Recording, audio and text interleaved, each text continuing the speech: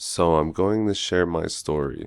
Honestly, even just talking about it makes me uncomfortable, as I feel like I'm summoning it. Background info.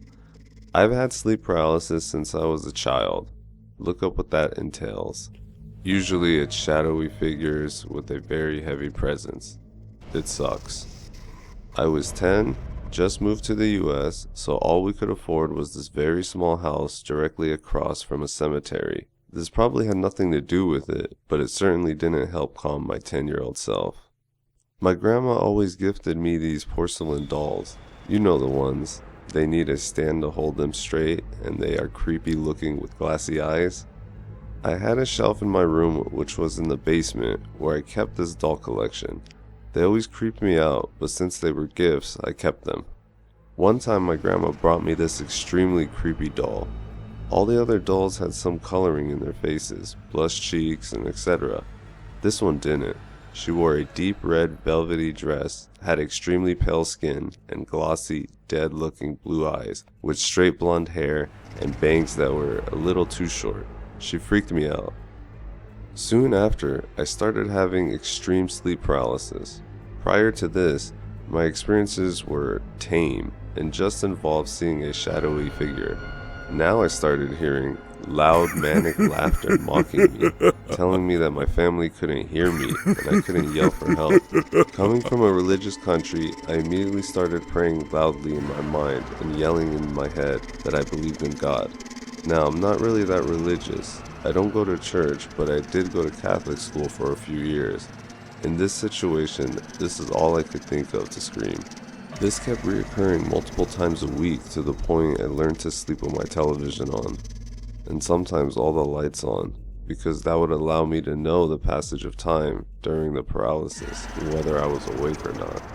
The more I write, the more I'm realizing how absolutely insane all this sounds. I swear this is 100% true. I would tell my mom, and thankfully she would empathize with me and let me sleep in her bed, even though I was between 10 and 12 during this time.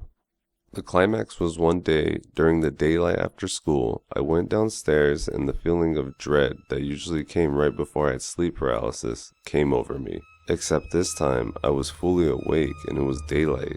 I went downstairs and heard laughter and laughter. It's important that I mention, every time I had sleep paralysis, it was this effing doll that I would see reveal itself to me during the ordeal.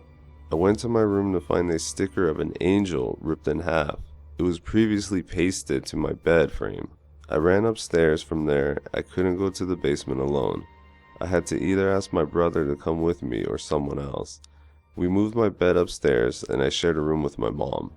Thankfully, after a few years, we moved to a better house a few blocks away.